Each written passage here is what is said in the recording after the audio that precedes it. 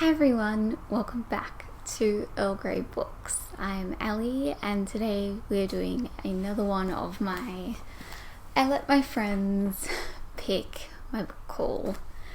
So today we don't have a booktuber or anything. This person is not in the book community at all, but it is my best friend Katie, who is kind of the closest thing I've ever had to a sister. We've been friends for about 10 years now, I think. Yeah, she's my non-biological sister. I love her so much. Here's a picture of us looking cute on Halloween. She's a friend I went and stayed with in the US, and yeah, I just really love her. So Katie, if you're watching, hey, and I assume Paige is also with you, so hey, I love you both. Awesome. So I messaged Katie about this and was like, hey, would you like pick out some books for me? We'd been talking about she'd been rereading a childhood book, and I was like, can you pick some ones out for me, because we had very different books growing up. Obviously, she grew up in the US, I grew up here. Just lots and lots of different things. So, she picked out 3 and also mentioned a 4th that I already had. So, I have included that one, and yes. You will see me read these hopefully very soon. I'm going to do a little vlog of these ones because, as you're about to see, they're kind of shorter ones than what Mel and what other people have and will pick. So, starting off with the one that I already had, which is A Tree Grows in Brooklyn by Betty Smith. So I bought this one in 2019, and I'd been looking for it for years, and I saw this beautiful 75th anniversary edition, so I bought it, and I started reading it, and I made it 50 pages in. I made it to book 2, so we'll continue this one. Probably gonna have to start rereading it from the start because I don't remember anything. I'm going to read that one. And then I have 3 here. And as you can see, they're all quite short. They are all children's books, I'm pretty sure. So, the ones that I have here, let's just start with this one. This is The Letter Writer by Anne Rinaldi. This is this young girl named Harriet lives with her half brother, and she kind of feels a bit like an outsider, and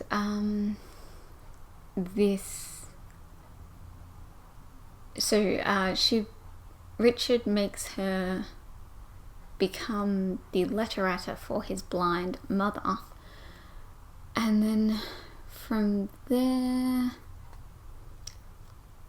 I don't know, it sounds like she kind of gets brought into, I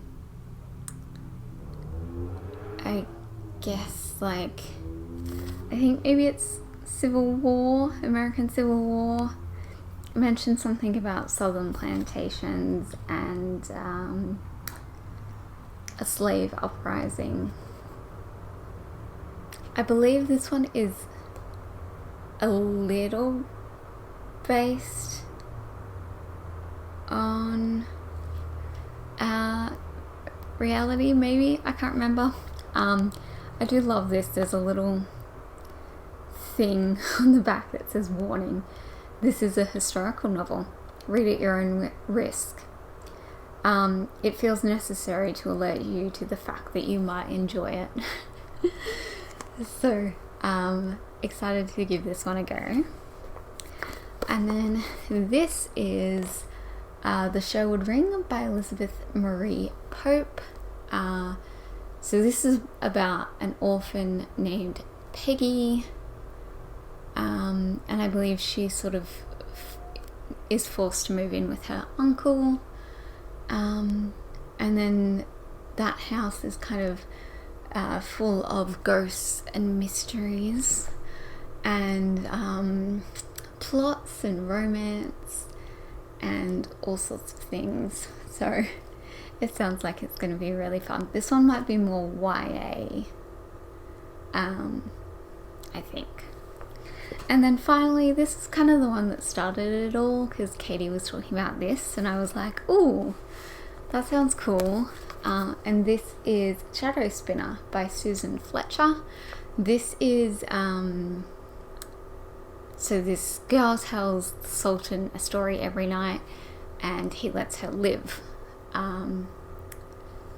if the story is interesting enough. And I guess she kind of goes on an adventure to try and find more stories because she's kind of running out.